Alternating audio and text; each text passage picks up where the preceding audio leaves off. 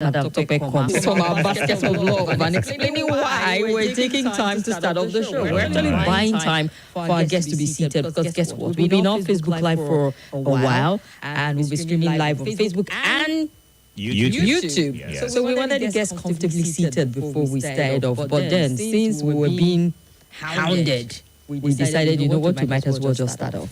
The guest is almost here. I'm sure he's taking the stairs up as we speak now. So go check it out. YouTube, at Nigeria Info ABJ. Facebook, at Nigeria Info ABJ. Itodo is seated closest to the camera, so he looks larger than life. And then I look almost like invisible beside him. But I promise you, just an inch taller than me. Yeah, just a little difference right there. Yes. But welcome to the show today. We hope you had an amazing weekend. It was pretty wet in some parts of the city and cool as well. And I would say the AEDC behaved this weekend. So I hope you had a good one and you're well rested and ready to conquer the new week. Yeah.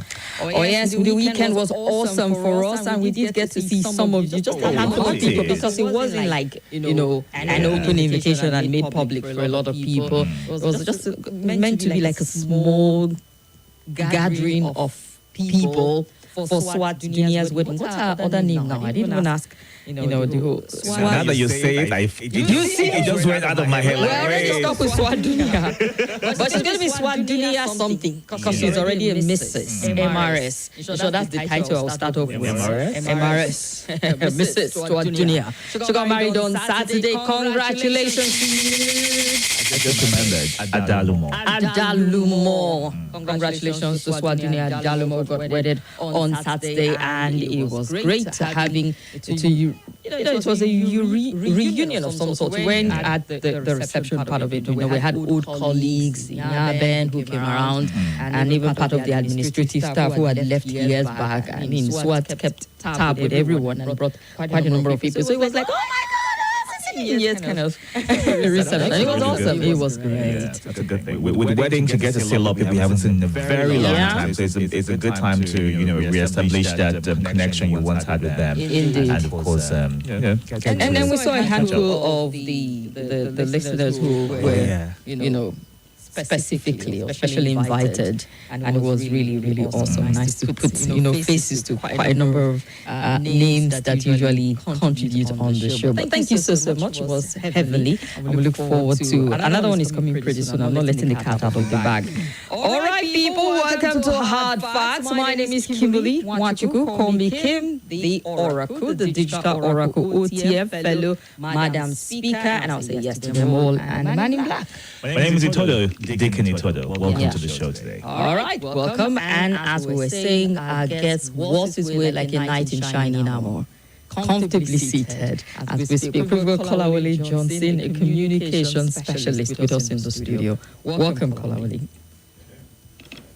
Good to be here. Thank you so much for making it. What title did you give me again? You walked your way in like a knight in shining armor. You know the fairy tale story. Yeah. Someone said, good to see Mr. Kolawole looking handsome. If I tell you, see my head, not so in a laugh. But I just pocketed that. Thank you. You know, boss man. Well, you're live on camera, and I'm sure they're already sending the compliments your way as we speak. Thank you so much for making it. I know that. Welcome, sir. Good to see you. Good to see you as well. Thank you. All right, there's so much to look at today. Today is the 8th. You've all been waiting for when they talked about the election petition tribunal, the presidential one, and a lot of feelers coming out of the one as they sit actually here in the federal capital. And we know one of the things presented was the presidential candidate of the People's Democratic Party saying it needs to go live. We'd have details coming. We'd have your perspective on that much later. But there was also something to look at. With the Kwerimadu's case, we saw the live streaming enough for people to follow the final judgment, not the entire proceeding of it though. But when the final judgment was made, we followed through and heard all of the argument put forward and stuff. So a lot of people have been calling for the live broadcast of this, but they want gone already, and I don't think it doesn't look like it's going to happen. Just might not. Yeah, I think it's possible with that, because I mean that's a way to boost the confidence of Nigerians. We're looking forward to seeing every process, and that way we get to better understand how it works, how the constitution works, what happens where, and a bit of explanation, because it'll be really cumbersome to just get a final verdict and not understand how the process went and how the words were used. And given that a lot of people are saying, oh, the judiciary should do this, the judiciary should do that. So it feels like a lot of people already have a preconceived conclusion on how they expect the judiciary to interpret all of this. And if it doesn't go that way, there's a tendency to say, oh, the judiciary sold out. Somebody paid them off and all of that.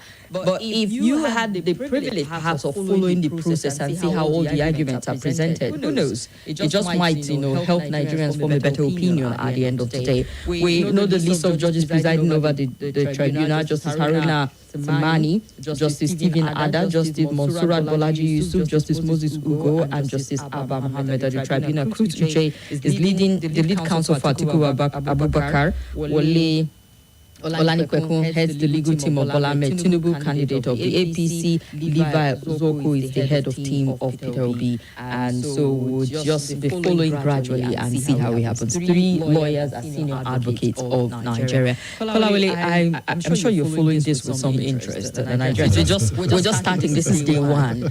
This is just scratching the surface. Nothing juicy is coming out in terms of feelers just yet. But ears, eyes, and some people heartbeats are tied to the tribunal at the moment to seeing how it pans out. It will be interesting to see how this ends anyway. But you made mention of something that I think we should all look at. Nigerians already, or let me say, each of the sides, they have their preconceived end of this case already. And that in itself is a danger. I mean, it's dangerous to the policy. To the polity rather. Yeah. And I'm saying this because if it doesn't, the moment a case in the court does not go, your way, you tend to accuse the judiciary of being corrupt. We label them, with all manner of names every single day. And I think we should look at this very carefully. Of course, I think we need some orientation. Really, we need that being very seriously. However, as it were, Nigerians don't go here. Now waiting down here. So if it is possible for us to give some, or to give the people some form of orientation of how this should be, I think it'll be good. And this will also, I think the media will play a large role here. Whether they transmit live or not, there are reporters in there. I think I can make mention of a friend who was giving a blow-by-blow account of the proceedings in the place. And it will be good for us to follow with the eye of the law. But of course, that our sentiment a lot of times counts more than the law. So we should set the agenda. I mean, this particular election was an emotionally charged one. It was. Such that everything needs to be very transparent to convince people without any shadow of doubt that indeed that's how there are 4 grounds. There are 4 basic grounds on which the PDP and Labour are challenging this election. The first, on the total number of votes declared. And I think that may not even, if some other provisions, would have been taken care of, we may not get there at all. Now, let's do by the reverse order. The first is that, you are not supposed to declare. I mean, this man is not supposed. This is not supposed to be a sellable candidate by law, because the vice president elect had a double nomination. Now, by law, that is, of course, you're not supposed to have that. It now depends on 2 things: how the lawyers are able to argue that. Of course, I think the law is clear on that. It will depend on the evidence on ground, the certified true copies. So the APC will have some role to play there, and the INEC too will have some role to play there. Did they submit any form to you? And were those forms withdrawn or not? So that will be taken care of first. And if on that ground the election got nullified, there's no point going forward again. That would just be all. Except they want to argue all of these grounds, and give judgment at once. Now, the second ground is, your presidential candidate had an alleged drug-related case in the U.S. and by law, according to those who are challenging, of course there are also counter opinions and interpretations on this aspect. Of course, I listened to a very senior lawyer who said that cannot fly, that because he wasn't convicted, that the law, stated clearly that there must be a conviction. So, I'm not a lawyer, I only listen to a senior lawyer. But of course, the lawyers of the opposition too will also be, taking their grounds. Lawyers can, it depends on the argument you come with, via the law. So, if they are able to prove that again, of course, there may not be need for any, calling of witnesses, because the final thing will require so much work to start calling witnesses from different local governments where you think you have more votes. Now, on the ground again, that they're also challenging the election is the 25% for Abuja. That the law said, I think in section 134 thereabout, that aside from having the majority of the total number of votes cast, you must also have 25% in Abuja. Now, I have interpreted this before this time. I don't want to go into that. But we also had a case where Buhari took, I think it was Goodluck Jonathan, the first time to court, and was it? That was a messenger, yes. And then they were trying to interpret the whole, if you should win Abuja and what percentage you get, and the verdict was at least have 25% in the FCT. It doesn't necessarily mean that the individual must win the FCT to emerge. Have the basic minimum of 25% in the FCT. Let me, we are now, the argument now seems to be on the English word and I think it's there for a reason. It will be interesting to see how that pans out. You know why I'm saying this?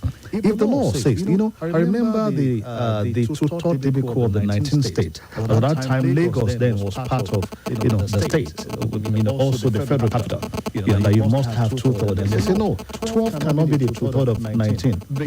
Very correct. 12 can be the two-third of 19. It has to be 12 point something. They say, but you can't divide the state. So the nearest figure should be 13. They argue that. Remember that case, also, pan out. So we should also see this one. In this case, he said, you must have 25%, aside from having the majority of the lawful cast. You must also have 25% in two-thirds of this state and Abuja. And there are two interpretations. The first school of thought said, no. What this place is saying is that since Abuja is a federal capital territory, and there are judgments in this regard that already said treat Abuja as a state.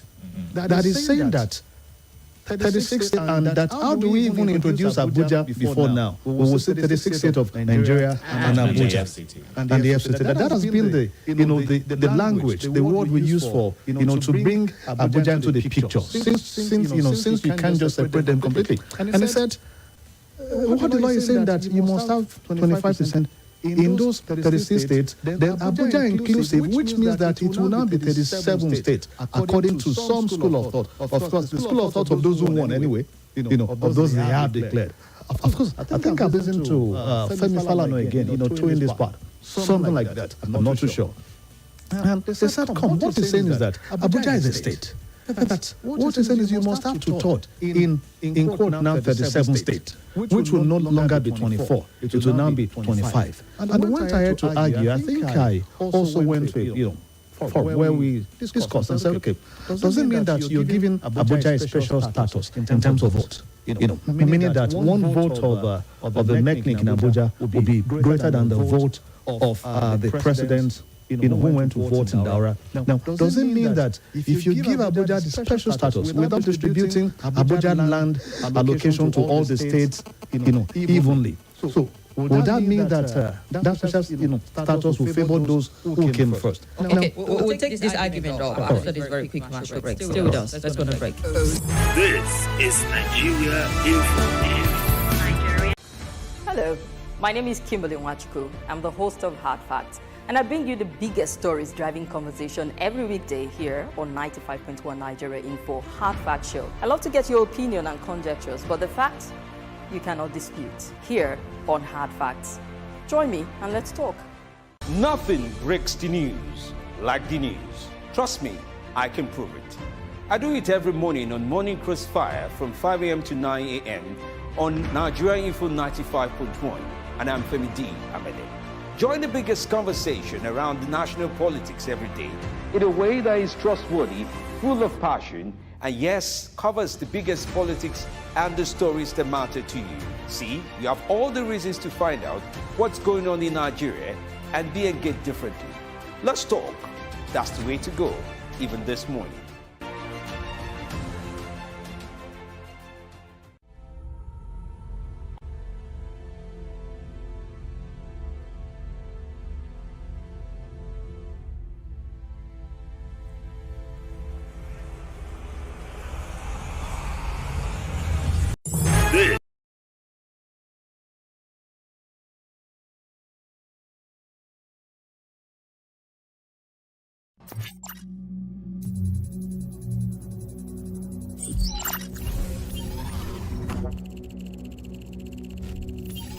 Connection established.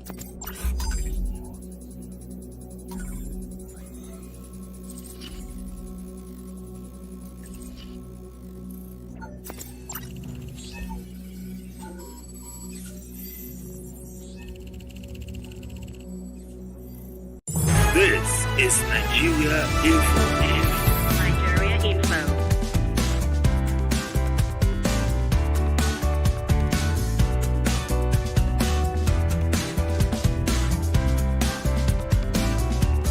This is Nigeria Info. Nigeria Info.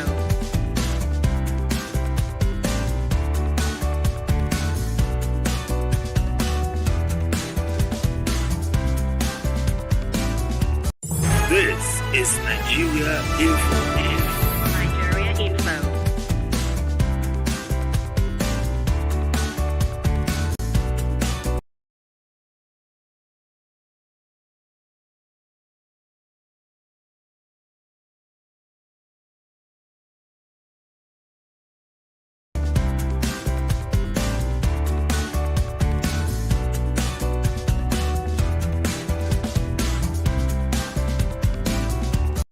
This is Nigeria Info. Nigeria Info.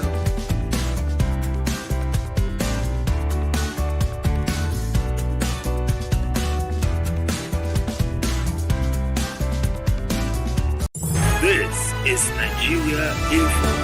5%. Some school of thought. Of course, I have, said that as far as you have 25% in 25 states of the Federation, and that we don't practice electoral college in Nigeria, that to argue the law, that there are judgment and pronouncement of the Supreme Court treating Abuja as a state.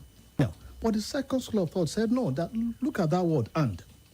It simply says that you must have 25% in Abuja, that it is not there, for fun. That aside from having 25% in 24 states, I feel like everything written in Constitution is deliberate. Now, The wordings, the language, the Now, and, or, open to interpretation. Now, I did something on these 2 months ago, I think. And again, the question was asked, how would you have expected that place, to be stated otherwise? Let me throw that question to you. Because the person argued back to me and said, come, if you're saying that it meant Abuja should have 25% on its own, that how do you think, he said, should they have written that again in another form? That how do you think they should have written that place? And he's saying that if they had meant that Abuja should have 25%, that maybe they should have listed that differently. Maybe under that. And so, okay, you must also have 25%, like a full sentence. You must also have 25% in Abuja. Or they may go ahead to say, if after the elections, if the candidate who wins does not have 25% in Abuja, this is the step that should be taken afterwards. And he said that was not written in the Constitution. And he was explaining this and backing with some, clauses of the Constitution, saying that the Nigeria Constitution is so explicit that every single thing, they are not leaving things to ambiguity, so to speak, that we like to spell out our things. Well, right now it looks ambiguous and left for the petition tribunal to interpret it. They said that it's not ambiguous. Anyway, according to what he was saying, but those who are arguing against that, this cannot be that you should have 25% in Abuja. They all have their different opinions now, and you know that if you have 10 lawyers in a place, you may likely have 10 interpretations to the same, the same clause in the Constitution. So let's see how this pans out. How the judiciary it'll be interesting to get interpretation of the. So these are the three basic ones. Now the last one is on the ground of you did not score the highest number of votes, and that the law says highest number of votes where. Okay. The candidate, the opposition are challenging the vote declared for the winner or the declared winner, the president-elect, and said, like, Labour Party said, our vote in Lagos, that their vote in Lagos, is more than the votes that they declare for us. For them. They said their vote in Rivers is more than the votes that they declared for them. So they are challenging, I think there's another state again that they challenge, really. So they also challenge some few states like that across. The PDP also challenged some few states. And they are saying that if you remove this vote from the vote of the APC, that the APC would not be the winner of the election. That is what they are challenging. Okay. And of course, we have a plus in this election, which is the beavers. No matter what you say about the electronic process of this election, is a way. See, we are steps ahead. How? In those days, you can't. There is nothing like this. Now you have a machine that, scan that accredited people. Even when they want to rig election, they can't go. Outside the number of persons accredited. They can only change figures. Okay, you that had 10, no, now 5 you get. You that had 5, now 10 you get. But those numbers, you can't go outside the number accredited. Number 2, you also have result sheet. Now, scan and send directly to the, to the IRF, the INEC, portal. So, if you're looking for who scores what, just go to these places. The certified true copies. You can get, we have steps ahead in that to be able to determine this.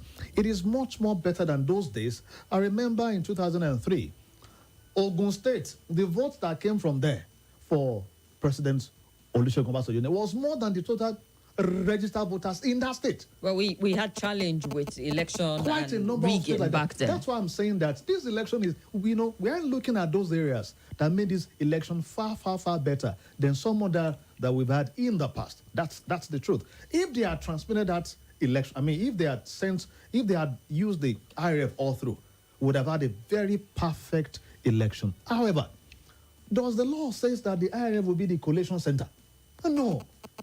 So, in this argument now, it has turned to law. So the lawyers will argue out, and unfortunately... And that's why some people want it transmitted live. Let's hear all of, some of the arguments. Transmit election the biggest reality TV show. Go for 180 days live.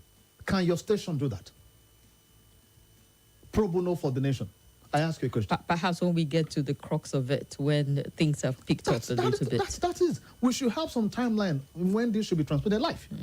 Who tell me a station in Nigeria that can afford to dedicate this number of days unpaid? 6 months? Maybe not TV. You could have the YouTube. The one from the Supreme Court. There's YouTube. You can always cut bits and pieces of it to you don't have to push out there. Have we been doing that before now? That should be a new innovation. It's a call.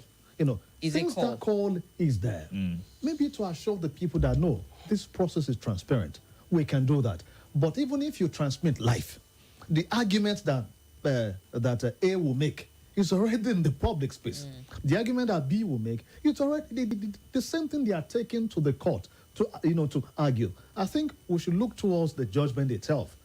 I think we should look forward to that transmission. Not all of this, no, you be this, you not be this. For me, I think so.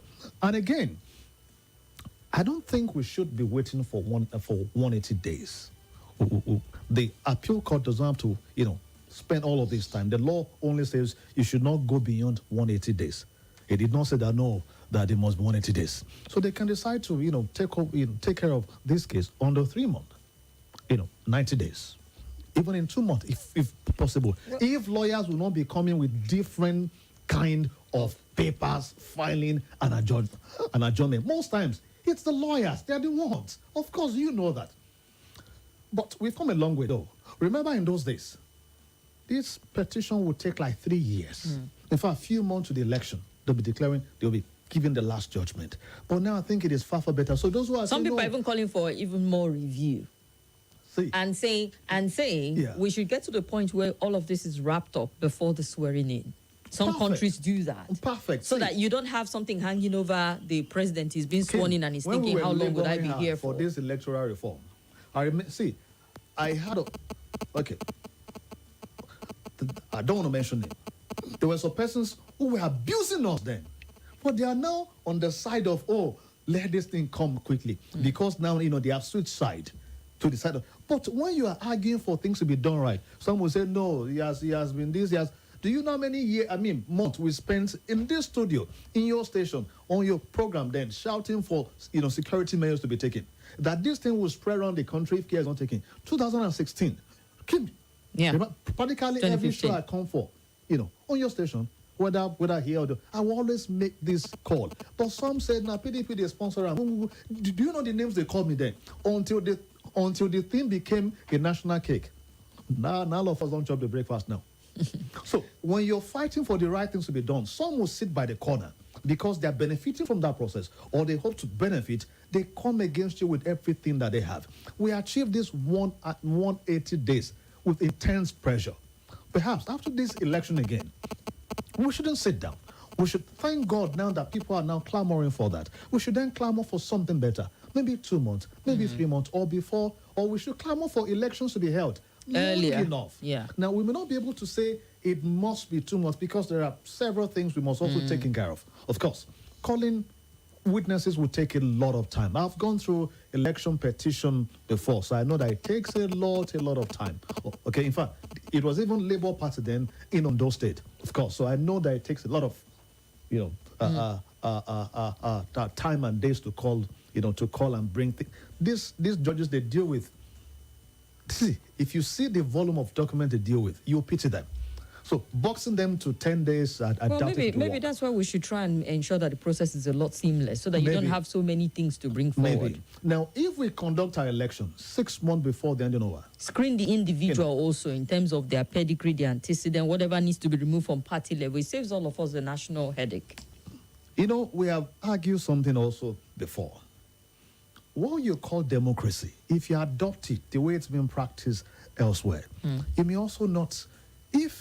For example, if some candidate had been screened out, they would have gone to court and said, no, by law, you don't. Based on something tangible, a questionable background, to say no, sir. So what do you mean by questionable background? Let's define that. A questionable background is a questionable background. A background you question. Define it that might cast entire aspersion on the credibility of who the person is putting forward as a candidate. It's open for multiple interpretation also. Define it. Let me use the word that somebody used for me. Is one of our professor. He said you are an upcoming political scientist. Upcoming, that was what they called me anyway. So as an upcoming political scientist. If you've had corruption case hanging over your head in the past, convicted or charged, I mean, that is questionable. It's something that from the party, I mean, are we always going to go? The law is important, it's paramount here, but from the party level, that's what we're talking about, the political parties being a bit more, thorough with the individual they put forward, because you're limited to the options presented by the political parties. Okay, Kim, we'll get there. I said this one that we have achieved, now war. We didn't achieve this by, a Tea Party. It was a whole lot of work. So now that we all know that this is what we want, let us continue to agitate. At that time, please don't sit back. Don't be throwing those your let me be objective question. Let's all put our hands together.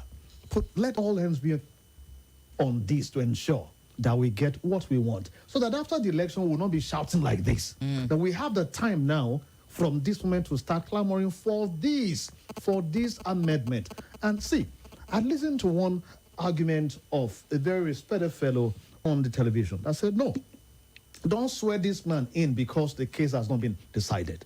And I asked a question. 2003, was there not a case? Was the person not sworn in? 2007, we had a case. The person was sworn in. 2011, 15. In fact, in the last election, we had a case too. But the person was sworn in. So why should this be different when there is no law backing this up? Number two, if you say this person must not be sworn in, are you treating him differently? How about the several cases for governorship? How about the one for House of Reps, House of Assembly? And you know that virtually all these people were taken to court. Maybe we should not sworn. Maybe we should just say, okay, nobody should be sworn in then. That is fair play. Don't say one person. So let's say if you have a case in court, don't be sworn in. That we can agree with. Don't say one person should not be sworn in. That is not fair. It will call for an amendment to our laws. But some people are voicing their opinion. Okay, we voice our opinion based on sentiment. Not based on fact, not based on law, not based on what is good for the nation, not based on what is fair. In Rotary, there are 4 tests you ask. Is this the truth? Is it fair to all concerned? I am saying this with all, due respect to all of us with this opinion. That one person should not be sworn in. How about others with cases in court? How about governors or governors-elect who have cases in court? How about members of House of Reps with cases in court? How about senators elect with cases in court? How about House of Assembly elect with cases in court? Should we swear those ones in and say, okay, this man, on what basis? On what law? I said, let us always advocate for what is fair to us. So we can go ahead now to say, okay, don't swear in anybody with pending cases in court. We will all support that. All right, then. Let's look at, is it an alliance party? What's the party? So that's Action Alliance. They withdrew their petition against Tinubu's There's no victory. point discussing that. They have withdrawn. Okay, that's it. What else to discuss now? Well, nothing much to discuss, but the fact that initially, before the party name was put out there in public, that this brings us back to the issue of televising or broadcasting it live. A lot of people assumed, that the petition had been done with, without necessarily understanding that it was just a party withdrawing There were issues. That party in fact, they had 2 candidates. I think Mustafa is one, and one other person from the southeast. So, and the 2 of them are in court, claiming different things. I beg, leave that issue. Let's move on to the next. Okay. All right. But anyways, the case has been adjourned. As the hearing for Peter Obi has been adjourned till Wednesday, and the court urged the parties to identify all the witness statements and documents they would rely on or object to during the actual hearing of the petition. So does this make the faster? Does this mean it's a bit to ensure everyone is ready in good time? Oh yeah. Okay. All right. So I'm moving on to the next story right now, and it's about the Dangote Refinery and the fact that the federal government has set a date, which is May 22nd, just in good time before the president hands over to the next administration, and that it will be producing 650,000 barrels per day. And Dangote has also come out to state the fact that he'll be able to save Nigeria $10 billion in forex and also $10 billion in earnings. And earnings as well. So, additional, yeah. So in looking at that side by side, even though a lot of people have been clamoring and hoping that other refineries will be fixed as well, we have the petrol subsidy removal right in front of us. And there's that concern that with that being removed, Nigeria would go into a difficult time. Those who, the poorest of the poor will have a difficult time getting it to live with the times. But also there's the $800 million subsidy palliative, which a lot of people have requested that it be used for the building of our refineries or the fixing of our refineries, just to ensure that we don't keep going back and forth with the need to cater to those who are going to have a difficult time with the removal of the subsidy. Okay. Deacon, maybe if you want me to start with the subsidy removal and the $800 million, governance is not a tea party. When you get to some critical period that we are right now, as we are, now in Nigeria, governance is not a popularity contest. You take the right decisions. You take the most beneficial decision for the larger majority of the people. You said Nigerians will face difficult times. If you must understand the truth, Nigerians are facing much more difficult times now, and I'll tell you why. Now, that $800 million you just referred to, that money was sourced last year, 2022, and the loan started reading August 2022. The interest started reading August 2022. Almost a year down the line, we have not used that. And the purpose was for the removal of subsidy. I asked those who went to negotiate, why would you even get a loan that will be reading long before you remove the subsidy? The loan that you've not even deployed at all. So why getting the loan? Can't you negotiate and also, push forward the time that the loan will be disbursed to you? Can't you negotiate and put some moratorium and said, okay, this loan will start counting so time because this is the time we are removing this. Now, you push forward the subsidy removal. The loan is counting. You're not using it. It's a double loss. Number two, in 2022, if I remember, for the whole year, how much did we spend on subsidy, on subsidy? You remember? I think that was about 8 trillion naira. No, about 3 point something. That was in 2022 Yes. or this year? 2022. The first already. Please, let's Google and just confirm that. How much? I got 400 billion monthly from NNPC I in think 2022. $10 billion on fuel subsidy in 2022. Nigeria's NNPC said $10 billion. no. Read that story further. We didn't get to that. So that's 3.36 Yes. trillion naira. For 20 Naira. Was that at That's converting was that into at naira. September or December? I'm trying to get details of that real quick. It doesn't give the specifications of that. Please, let's say how much we have spent this year already. Let's Google and say that how much we've spent this year, because what we've spent this year is almost getting to the same amount we spent for the whole of last year. The same thing with 2021, when the entire amount we spent was 1.8 trillion naira or thereabout. But by the following year, it was double. Well, I don't have what we've spent already, but the Yeah. projection is about 3.36 trillion naira on subsidy just for the first half of 2023. The first half, almost the same amount we spent last year, is the same amount we are spending for the first half.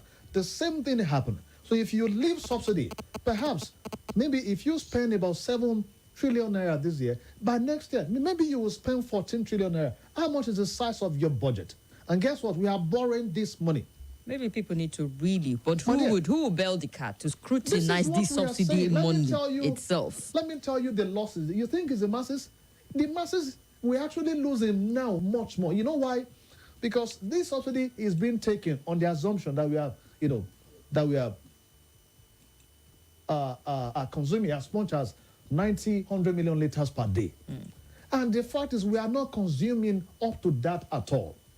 During Jonathan regime, 2014, was it then that we, 2011, 12 that we went on the street? My brother 12, right? 2012. My brother here, we were leading, protests, carrying things, contributing money.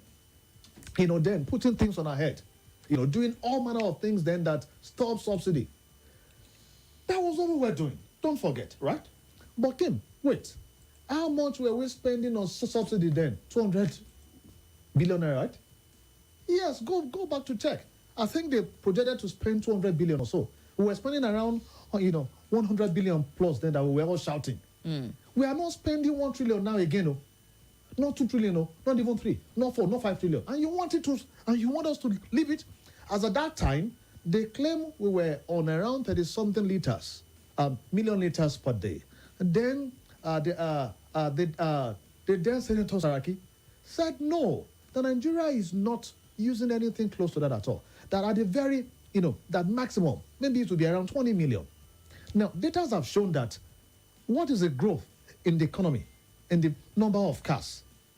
Now, how is it that we have not just doubled? You are talking about 90, 100 million. Even when they mentioned that figure, people in government, the custom the boss, yeah, shouted and said, no, we can't be using up to that.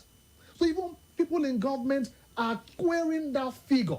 But that is the figure we are paying subsidy on. The meaning is simple. The money for the subsidy is going to the pocket of these big men. And most of them are connected to power. Their staying power is power. So the more you have the subsidy, the more they get rich at the expense of the public. But do you know why we did not think, why we are not thinking that we are not feeling, why we think we are not feeling it? It is because we are not directly paying more, right? But you are paying more in school for your children. You are paying more on the bad roads. You're supposed to trust the government that the money will be channeled right into all of this. Because people always question, even down to taxes, as to what you've done with it. We don't even have the money that we are spending on subsidy. We are borrowing it. How can you be borrowing for consumption? This is. I don't want to use some words on air. Let's hear some. Let's solve this issue. Because let's not leave this hanging. The question you ask is on the Dangote Refinery. So we're going there. Okay? Now, if you say we should leave the subsidy until we are able to fix our refineries, how many attempts have we made to fix our refineries? So are you saying it's impossible to fix our refineries? That the government has no clue on how to go about fixing it? Let me tell you the two demons to that. Those who want to keep us on subsidy will never allow that thing to fly. Are they the same ones who are keeping us from having power? Because it just feels like we make excuses a little too much. Side, okay? Number two, King. Those refineries were built long ago. There are modern technology now. This was why I, for one, queried and we shouted against those who were destroying the modular refineries in those days that convert these things. Okay, these guys built them illegally. Now, get the data, convert them, let them be registered so that we can get the advantage of this guy refining. These guys set up these things with small, with how much, and they are refining. So why do you want to depend on refineries that you need like billions of dollars to repair when that will not work? My dear sister, we will keep deceiving ourselves and not take the right decisions for us. If you leave that subsidy, to turn around, the turnaround maintenance they do on refineries, not be 1 month or not be 2 months. Some take a whole year, some take more. The last one that when they put up that money, the money they will use to turn around, that same place was about the same amount they used to build, refinery elsewhere. And guess what? Please, I'm coming. We borrowed this money. So, Kim, if you want to wait till that time, we would have spent much more again. Some of these things sound like an emotional blackmail on Nigerians because the government did not meet its own end of the deal. No problem. Build refineries in 8 years, and all the years we've had government, they've not been able to achieve that or fix our refineries. Now, what's the guarantee anyway that if this is removed and more is paid, that they will do anything with it? You know why I'm shouting now? That it is easier for those who are coming in to leave the subsidy, whoever is coming in at the end of the day. You know why? Well, I doubt the government wants to come in the first 100 days and just rip off the bandage and become unpopular. No, see, you can be unpopular as long as you do the right thing. Forget it. But is it? I have told you this. Governance at critical junctions like this is not a popularity contest. Do the right thing. At the end of the day, see, later we'll enjoy it. Let me give you an example. Some few years back, I think in 2008, I was coming from where, so I got to Agege, and Fashola that was when they were putting down some structures. Come and see causes. Terrible causes for that man. You will think the man will not live till the next day. People stripping themselves naked and placing causes on him.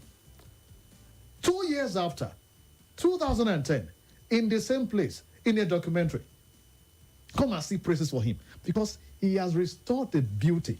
Now, what they never envisaged. All right, we need to go on a break. We need to run a quick break. We'll be back and we'll hear from you. Stay with us.